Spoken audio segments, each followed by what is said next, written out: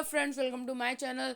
सो आज की इस वीडियो में हम लोग पढ़ेंगे SST chapter 12, the impact of British rule on India. ठीक है, तो स्टार्ट करते हैं। हम लोग पार्ट 2 में हैं इसके। तो हम लोग पढ़ रहे हैं श्री नारायण गुरु के बारे में। पार्ट 1 का लिंक आपको डिस्क्रिप्शन में मिल जाएगा। ठीक है, जिनका जन्म हुआ था 1854 में और उनकी मृत्यु हुई थी 1928 में। ठीक है, तो स्टार्ट करते हैं। जो श्री नारायण गुरु थे वो बहुत ही अच्छे ग्रेट हिंदू संत थे और सोशल रिफॉर्मर थे, जिनका जन्म यहाँ कम्युनिटी ऑफ केरला में हुआ था। एक कम्युनिटी थी इन ये हावा कम्युनिटी, उसी में उनके जन्म हुआ था। उन्होंने अपोज किया था कास्ट सिस्टम, अनटचबिलिटी, ब्राह्मण dominance and discrimination against lower classes. ठीक है, उन्होंने एक टेम्पल भी बिल्ड किया था जिसमें सभी धर्म, मतलब जिसमें उन्होंने कहा कि एक ही भगवान है, एक ही कास्ट है और एक ही रिलीजन है। ठीक है, क्योंकि पहले के जो लोग थे, जैसे पहले जो छोटी जाति के लोग होते थे वो बड़ी जाति का टेम्पल्स में नहीं जाता था, मतलब उनको टेम्पल्स में जाने ही नहीं दिया जाता था क्योंकि उसमें बड़ी जाति के लोग जाते थे। उसके बाद उन्होंने अपोज किया कन्वर्जन, कि लोग अपना धर्म मत बदलिए, आप लोग अपना धर्म मत बदलिए। ठीक है, क्योंकि इससे आपका जो प्रॉब्लम है वो ख़त्म नहीं हो जाएगा। उनके बाद यहाँ पे लिखा है दी डोर ऑफ गुरु, हाँ, Guruvayur temple in Kerala were open for Harijans only in 1946। ठीक है, 1946 में गुरु वयूर टेम्पल जो केरला में है उसका दरवाजा हरिजन्स के लिए खोल दिया गया। उसके बाद ज्योतिबा फुल्ले के बारे में हम लोग पढ़ेंगे 1827 to 90। ज्योतिबा फुल्ले एक सोशल रिफॉर्मर थे ऑफ महाराष्ट्र, फ्रॉम महाराष्ट्र से थे वो। उन्होंने ये सत्या शोधक समाज का फॉर्मेशन किया था, जिसमें वो जो लोअर क्लासेस हैं, जो ऑप्रेस्ड क्लासेस हैं, उन सब के बारे में काम किया, उन सब के लिए काम किया उसमें। ठीक है, कि वो लोग को भी पढ़ाया लिखाया जाए, उनके साथ डिस्क्रिमिनेशन नहीं किया जाए, यही सब किया। उनका मानना था कि जो एजुकेशन है वो इंसान को लिबरल बनाता है, और उन्होंने बहुत सारे स्पेशल स्कूल्स का फॉर्मेशन किया जहाँ पे सभी जाति के लोग पढ़ सकते थे। उनका जो ये था, क्या बोलते हैं, उनका जो तरीका, मतलब उन्होंने वो सक्सेसफुल हो गए थे कि उन्होंने क्रिएट करवा दिया था अवेयरनेस छोटी जातियों के मन में कि हम कि उनके साथ गलत हो रहा है। ठीक है, उनके साथ गलत हो रहा है। और यहाँ पे हम लोग को फोटो दिया गया है कि कौन कहाँ से अच्छा काम कर रहा था, तो देख लीजिएगा एक बार, मैप पे दिया हुआ है। और उन्होंने भी ये सब मतलब जो गलत चीज़ें थी सोसाइटी की, कि उन पे आवाज़ उठाए, अनटचबिलिटी, ठीक है, upliftment of lower classes took the form of anti ब्राह्मण मूवमेंट। ठीक है, आगे देख लेते हैं। उसके बाद जो ज्योतिबा फुल्ले थे उन्होंने रिजेक्ट कर दिया इंडियन नेशनल कांग्रेस पार्टी को, क्योंकि उनका मानना यह था कि ये पार्टी सिर्फ रिच और अपर क्लासेस के लिए है। अब उसके बाद वीरा सुलिंगम कंदीकुरी, ठीक है, 1848 to 1919। ठीक है, ये जो थे ये कंसिडर्ड थे prophet of modern Andhra Pradesh. ठीक है, as he aware the Andhra Pradesh society, उन्होंने आंध्र प्रदेश सोसाइटी को पुराने ख्यालों से अवेयर किया था। और वो पहले पर्सन थे जिन्होंने नोवेल लिखा था, ड्रामास लिखे थे, बुक लिखे थे, और natural science and history in Telugu में लिखा था उन्होंने। ठीक है, उन्होंने अभिज्ञान ये एक नाम का स्टोरी लिखा था जिसमें उन्होंने एक मजाक किया था ऑन दी आंध्र सोसाइटी पे। ठीक है, उसके बाद जो वीर सिलिंगम थे उन्होंने मैगजीन लिखा था और उसका टाइटल था विवेक का वर्धनी। ठीक है, विवेक का वर्धनी, इन विच ही, हाँ उसमें उन्होंने वुमेन्स की हालात के बारे में लिखा था, मतलब वुमेन्स को एजुकेशन मिलना चाहिए, विडो रिमैरेज होना चाहिए और राइट भी मिलना चाहिए वुमेन्स को, ठीक है। ही वाज द फर्स्ट, हाँ, और वो पहले ये राइटर थे to write prose for women, ठीक है, जिन्होंने वुमेन के बारे में कुछ अच्छा लिखा है, ठीक है। उन्होंने अपोज किया क्या होता है, कन्या शुल्कम, कन्या शुल्कम को उन्होंने अपोज किया। कन्या शुल्कम क्या होता है कि कन्याओं को उस समय कुछ पैसे दे के खरीद लिया जाता था, और जो क्या बोलते हैं, जैसे कोई गरीब परिवार की कोई लड़की है तो उसके पापा के पास पैसा नहीं है, तो उसके जो फादर थे उस वो कुछ पैसे लेके किसी और को बेच देते थे, ठीक है। तो इसको अपोज किया गया उनके द्वारा। उसके बाद वो जो थे वीर सरिंगम, उन्होंने पहला वीडो रिमैरेज को अरेंज किया, पहला वीडो रिमैरेज अरेंज किया इन 1881 में, ठीक है। अब हम लोग पढ़ेंगे परियार ईवी रामा समाई, ठीक है, इनके बारे में हम लोग पढ़ेंगे, जिनका 10 था 1879 टू 1973, ठीक है। तो पढ़ते हैं हम लोग। इनका जन्म हुआ था ईरोड टाउन ऑफ तमिलनाडु में। ये बहुत बड़े रेशनलिस्ट थे और रिवॉल्यूशनिस्ट थे, ठीक है। रेशनलिस्ट का मतलब होता है ऐसे लोग जो लोग है ना, कोई बात कह दिए तो उसको मान नहीं लेंगे तुरंत से, वो उसका रीजन जानेंगे, ऐसा आदमी थे ये, ठीक है। उन्होंने कांग्रेस को लेफ्ट कर दिया 1925 में, और वही रीज़न था कि यहाँ पे बस ब्राह्मण का इंटरेस्ट को बचाया जा रहा था, उनका यह कहना था। और उन्होंने ये भी कहा कि he called Congress a fort of Brahmins, एक फ्रॉट है ब्राह्मण्स के लिए, ठीक है। सॉरी, वीडियो पॉज करना पड़ा, ठीक है। तो क्या है आगे लिखा हुआ कि यहाँ ये लोग इनका कहना यह था कि जो द्राविडियन रेस है उनके साथ डिस्क्रिमिनेशन किया जा रहा है ब्राह्मण द्वारा, क्योंकि वो लोग जो द्राविडियंस का डोनेशन है और गिफ्ट है उनको वो ले लेते हैं और इन्जॉय करते हैं, और उन्हीं के साथ डिस्क्रिमिनेशन करते हैं। द्राविडियंस मतलब जो दान करते हैं, दान देते हैं ब्राह्मण्स को, ठीक है। परियार वो बहुत ही स्ट्रॉन्ग सपोर्टर थे द्राविडियन कल्चर के, और उन्होंने ये सेल्फ रिस्पेक्ट मूवमेंट को रिलीज किया इन 1925 में, ठीक है। और वो अपोज थे द प्रिंसिपल, और ये ठीक है, और उन्होंने the principle of self respect, और उन्होंने क्या किया कि उन्होंने principles of nationalism, self respect, women right and, ठीक है, उन्होंने सपोर्ट किया principles of nationalism, self respect और वुमेन राइट को, और उन्होंने वही अपोज किया ये सबको, क्या बोलते हैं, कास्ट सिस्टम को, ये सबको उन्होंने भी अपोज किया। अब हम लोग का है स्वामी दयानंद सरस्वती के बारे में। स्वामी दयानंद सरस्वती वाज,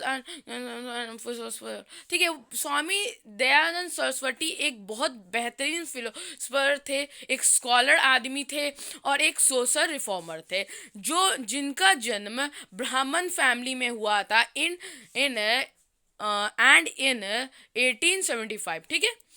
ये ब्राह्मण हो के भी अच्छे काम करते थे, ऐसा नहीं कि ब्राह्मणों ने सिर्फ गलत काम किए, कोई ब्राह्मण थे जो उन्होंने अच्छे काम भी किया, जैसे दयानंद सरस्वती।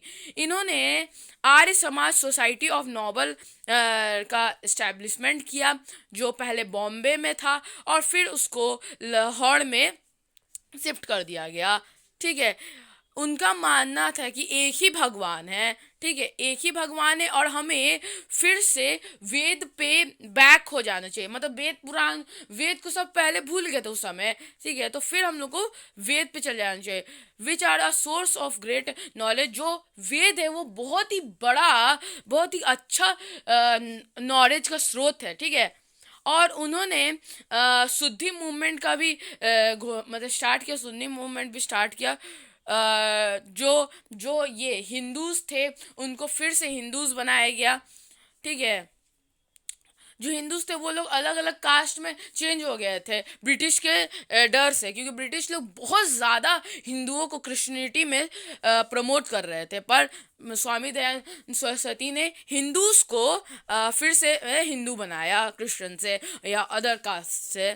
ठीक है, वो मूर्ति पूजन को अपोज करते थे, चाइल्ड मैरिज को अपोज करते थे और कास्ट सिस्टम को अपोज करते थे, और वो सपोर्ट करते थे विडो रीमैरिज एंड ये वुमेन एजुकेशन को।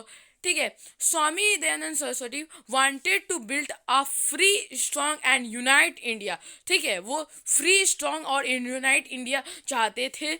This social and religious reform prepare a background for nationalism movement of India. ठीक है, इस सोशल रिफॉर्म में एक इस सोशल एंड रिलीजियस रिफॉर्मर ने एक बैकग्राउंड बनाया नेशनलिस्ट मूवमेंट ऑफ इंडिया। ठीक है, the caste system amongst the, ठीक है, जो कास्ट सिस्टम था वो एक्सिस्ट सब धर्मों में करता था, मतलब क्रिश्चियनिस्ट में भी एक्सिस्ट करता था, मुस्लिम्स में भी एक्सिस्ट करता था, और जैन और बौद्ध सब धर्म में एक्सिस्ट करता था। उसके बाद हम लोग पढ़ रहे हैं डॉक्टर भीमराव अंबेडकर जी के बारे में, जो जिनका जन्म हुआ था 1891 में और जिनकी मृत्यु हुई थी 1954 में। उनको हम लोग बाबा साहेब भी बोलते हैं, पॉपुलरली नोन एज है। ठीक है, और ही लाइड millions of the oppressed people to lift of self respect and dignity। मतलब उन्होंने बहुत सारे ये छोटी जाति के लोगों को सेल्फ रिस्पेक्ट की भावना जागरूक की उन्होंने, और डिग्निटी की। ठीक है, वो तो पैदा तो लिए थे एक पुअर, मतलब वो बहुत पुअर थे अपने बचपन में, क्योंकि वो भी एक शूद्र थे। ठीक है, उनको बचपन से ही सो कॉल्ड अनटचबिलिटी फैमिली, वो अनटचबिलिटी फैमिली में पैदा लिए थे, क्योंकि वो शूद्र थे। उनको अपने स्कूल ही में एक कॉर्नर में बैठना पड़ता था, क्लासरूम में एक कॉर्नर में उनको बैठाया जाता था। उनको बेंच पे नहीं बैठने का अधिकार था, उनको एक कॉर्नर में बैठा दिया जाता था और वहीं से वो अपना विद्या ग्रहण करते थे। ठीक है, तो सोच सकते हैं एक जो बच्चा जो बचपन से ही ऐसा देख रहा है उस पर क्या बीतती होगी कि मेरे साथ कितना डिस्क्रिमिनेशन किया जा रहा है। उसके बाद वो चले गए कोलंबस यूनिवर्सिटी में, जहाँ पे उन्होंने देखा कि यहाँ पे तो लोग फ्री हैं, यहाँ पे तो कोई ऐसा नहीं है कि किसी के साथ भेदभाव हो रहा है। ठीक है, he ran education was the only to achieved justice. ठीक है, he said justice will not be granted. The only way to achieve justice, he said justice will not be granted by others। ठीक है, the just उन्होंने कहा कि education ही एक माध्यम है जस्टिस अचीव करने का, और कहा कि justice will not be granted by others. Justice किसी का अदर्स के ग्रांटेड नहीं है। ठीक है, हम लोग को दी सफर मस्ट भी, हम लोग को अपना जस्टिस को सिक्योर करना होगा। ठीक है, मतलब किसी के लिए जस्टिस एक के लिए नहीं है, सबके लिए जस्टिस है, बस हम लोग को अपने जस्टिस को बचाना पड़ेगा। ठीक है, और उन्होंने he found a Marathi newspaper, Marathi newspaper उन्होंने निकाला जो था मोक नायक। जो मोक नायक का मतलब होता है लीडर ऑफ द डम, मतलब ये लीडर ऑफ द डम मतलब जो लीडर हो गया बुद्धुओं का, डम लोगों का। ठीक है, to champ the right of the so called untouchability. Untouchability लोगों में जागरूकता लाने के लिए उन्होंने ये पेपर निकाला, और उन्होंने बहिष्कृत हितकर्नी सभा को ये मतलब हितकर्नी सभा इसका फाउंडेशन किया। ठीक है, उन्होंने हॉस्टल खोले, स्कूल खोले और फ्री लाइब्रेरी खोले to promote education and social economic upliftment of Dalits. ठीक है, उन लोग दलित्स बोलना मतलब शूद्र की बात हो रही है दलित्स का बोल के, ठीक है। He is also known as,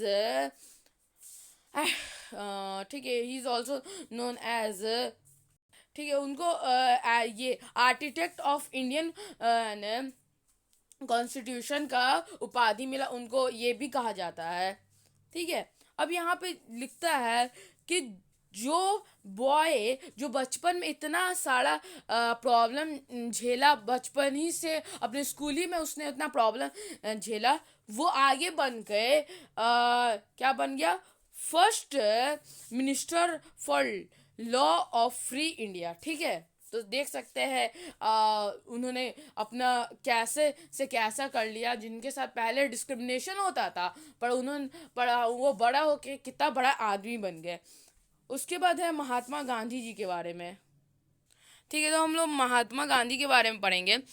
तो महात्मा गांधी का जन्म हुआ था 1869 में और उनकी मृत्यु हुई थी 1948 में। महात्मा गांधी को popularly known as father of nation के नाम से जाना जाता है, जिन्होंने बहुत ही अच्छा रोल प्ले किया था फ्रीडम स्ट्रगल ऑफ इंडिया में।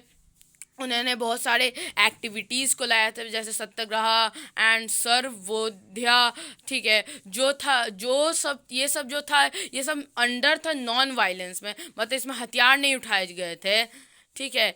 ही went to transfer India into a community where, हाँ, वो चाहते कि थे कि इंडिया को वो ऐसी कम्युनिटी में ट्रांसफ़र कर देंगे जहाँ पर सब इंडिविजुअल एक दूसरों की मदद करेंगे, स्पेशली पुअर एंड मीक, मतलब पुअर और दबे कुचले लोगों की मदद की जाए, ठीक है। गांधी जी ने अपोज किया child marriage, untouchability and discrimination against women, ये सबको अपोज किया। He considered so called untouchable, ठीक है, उन्होंने अनटचेबल लोगों को एक नाम दिया हरिजन, पीपुल ऑफ गॉड, भगवान के लोग। उनका मानना था स्पिनिंग व्हील और खदा से वो फिर से ज़िंदा कर सकते हैं विलेज इंडस्ट्रीज़ को, और उन्होंने ये विलेजर्स को कहा कि आप लोगों को विलेज इंडस्ट्रीज़ को फिर से ये लाना चाहिए, ना कि आपको माइग्रेट करना चाहिए दूसरे सिटीज़ में for in search of work, ठीक है। उसके बाद गांधी जी ने कहा कि वाइफ हस्बैंड की नौकर नहीं होती, वाइफ हस्बैंड की हेल्पमेट होती है, जो हस्बैंड के का इक्वल पार्टनर होती है उसके सुख में और दुख में, ठीक है। उन्होंने सपोर्ट किया education of women and window remarriage, ठीक है, और उन्होंने अपोज किया डोवरी सिस्टम एंड प्रथा सिस्टम। उसके बाद ये मतलब अनटचबिलिटी तो बैंड हो गया, बट अभी भी कुछ पार्ट ऑफ इंडिया में इसको देखा जा सकता है। उसके बाद जो सर सैयद अहमद खान थे, जिनका जन्म 1817 में हुआ था और उनकी मृत्यु हो गई थी 1898 में, उन्होंने मुस्लिम्स के लिए अच्छा काम किया। कैसे? क्योंकि उन्होंने मुस्लिम्स के लिए मोहम्मदान एंग्लो ओरिएंटल कॉलेज खोला इन 1875 में एट अलीगढ़ में खोला, और उसका बाद में नाम हो गया अलीगढ़ मुस्लिम यूनिवर्सिटी, ठीक है। उसके बाद Singh Sabha where Sikh organised form at Amritsar and Lahore first, ठीक है। सिंह सभा भी निकाली गई, जो ये सिख लोगों ने निकाला था, जिसमें जो खोला गया था अमृतसर में और लाहौर में सबसे पहली बार, जहाँ पे जो सिख धर्म था वहाँ उसकी अच्छी बातें बताई जाती थी और बुरी बातों को उसमें उनकी सोसाइटी से हटाया जाता था। उसके बाद यहाँ पे लिख रहा है Singh Sabha movement for प्रोमेंट western education, और यहाँ पे वेस्टर्न एजुकेशन को भी प्रमोट किया गया, ठीक है। उसके बाद यहाँ पे impact of the reform movement. Impact क्या था रिफॉर्म मूवमेंट का, ठीक है। जो सोशो रिफॉर्मर्स थे यहाँ पे लिखा है दी सोशल रिफॉर्मर मूवमेंट ब्रॉट, ये जो सोशल और रिलीजियस मूवमेंट आया सोसाइटी में, ये बहुत रिमार्केबल चेंज था सोसाइटी में, क्योंकि इसमें क्योंकि इस मूवमेंट के वजह से बहुत डीप इम्पैक्ट पड़ा और सेक्शन ऑफ सोसाइटी में, हिंदू मुस्लिम सब में सब स्ट्रेंथन हो गए, उनको सब में को पावर मिल गई और ये सब सोशल इविल्स ख़त्म हो गए। ठीक है, उसके बाद एजुकेटेड इंडियंस ने फिर से पुराने मतलब वेद को फिर से ग्लोरीफाइड किया और उन्होंने मदद किया in the formation of modern India. ठीक है, उसके बाद दी ये the reform movements also brought a culture awareness भी इसने लाया, कल्चर अवेयरनेस भी लाया और इंडिया में बहुत रैपिड डेवलपमेंट हुआ in the field of literature, science and art. ठीक है, there was a remarkable improvement in the status and education of women। ये वुमेन के एजुकेशन और स्टेटस में चेंजेस आए, लॉ बनाया गया कि ये सब सोशल इविल्स को दूर किया जाए और दी रिफॉर्म मूवमेंट क्रिएट, हाँ, और रिफॉर्म मूवमेंट ने क्रिएट किया मिडिल क्लास जिसमें थे teacher, doctor, lawyer, scientist and journalist. ठीक है, this enlightened and educated class played और ये इनलाइटेड और एजुकेटेड क्लास ने बहुत ही अच्छा रोल प्ले किया in the progress of India में बहुत अच्छा रोल किया। ठीक है, जो कास्ट सिस्टम था वो चैलेंज जो फेस कर रहा था इसी समय से, बुद्धा और महावीर के समय से ही, बट उसको सबसे ज़्यादा अपोजिशन मिला इन द ये ही रिफॉर्म मूवमेंट में, कि लोग ने मानना शुरू कर दिया, सभी लोगों ने मानना शुरू कर दिया कि ये जो कास्ट डिस्क्रिमिनेशन, कास्ट सिस्टम है, ये गलत है, ये सही नहीं है। The movement was held by educator, हाँ, और ये हुआ ये जो मूवमेंट हुआ इसके वजह से हो पाया एजुकेटेड कंटेंट विथ यूरोपियन और प्रिंटिंग प्रेस ईटी से, ये सबसे बड़ा हो पाया। मतलब प्रिंटिंग प्रेस मतलब न्यूज़पेपर से प्रिंटिंग लिखित चीज़ों से ये सब हो पाया। अब हम लोग प्रिंटिंग प्रेस के बारे में पढ़ेंगे। तो प्रिंटिंग प्रेस ने एक प्रिरोवेटिव रोल प्ले किया लोगों का ओपिनियन चेंज करने में। ठीक है, और यहाँ पे लिखा the it enables the reformers to spread awareness through, हाँ, और इसने क्या किया कि रिफॉर्मर्स को एस एक चीज़ दिया जिससे रिफॉर्मर्स अपनी राइटिंग से लोगों को प्रभावित कर सकते हैं, लोगों को बता सकते हैं कि ये गलत है। प्रिंटिंग प्रेस की वजह से ही हो पाया ये। ठीक, और बहुत सारे इंग्लिश एजुकेटेड इंडियंस ने संस्कृत को पढ़ा और ये संस्कृत बुक को, टेक्स्ट बुक को ट्रांसलेट कर दिया इंग्लिश बुक में। ठीक है, उसके बाद जो स्पिरिट था इंडिपेंडेंस का, वो इसी समय आया जब इंडियंस मानने लगे कि हम इंडियंस हैं, हमारी नेशनलिटी इंडियंस की है।